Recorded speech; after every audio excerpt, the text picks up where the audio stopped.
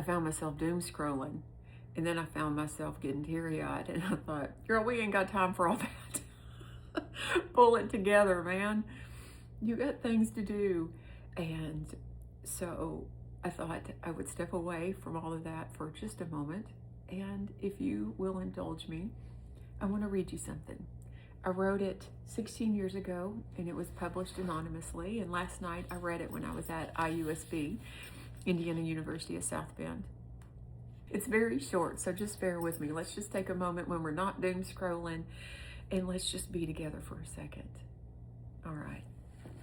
So the title is How Sex Education and a Knitted Uterus Got Me into the Gifted and Talented program in 3rd grade. Back in the early 70s, my mother founded a small nonprofit organization down south that taught childbirth preparation classes. So you could say that my sex education, or at least my sexual reproductive education, started out real early, y'all.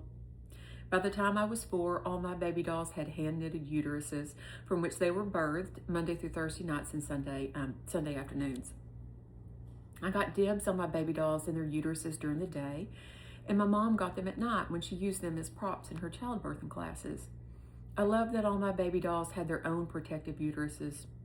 Furthermore, all my little girlfriends were jealous that their baby alive doll only ate and pooped, while mine got birthed.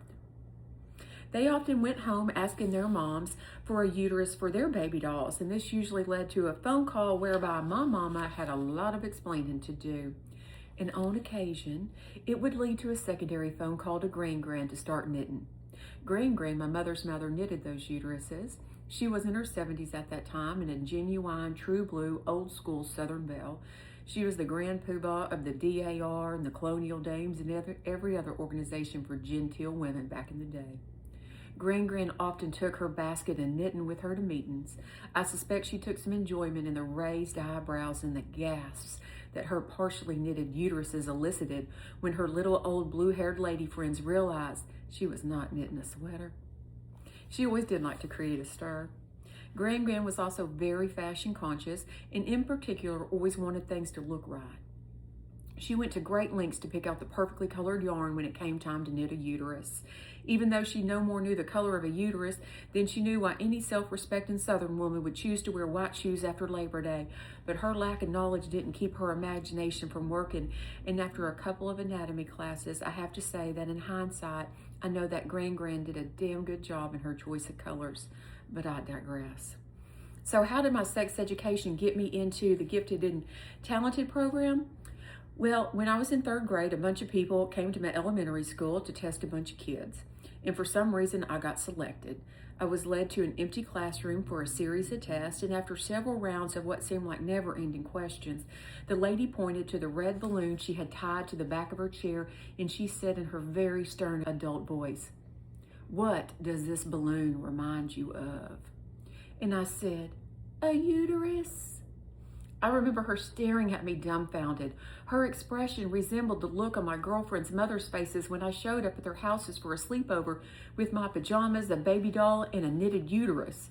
Figuring she didn't know about the uterus, I proceeded to explain its whereabouts and its purpose.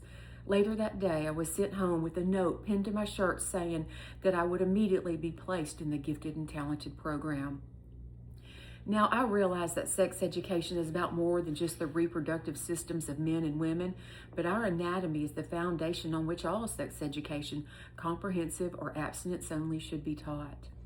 After sitting through a semester of women's biology, I realized that many women of all ages know very little about their reproductive bodies or that of their mates, thereby leaving them vulnerable and dependent upon the so-called knowledge of others.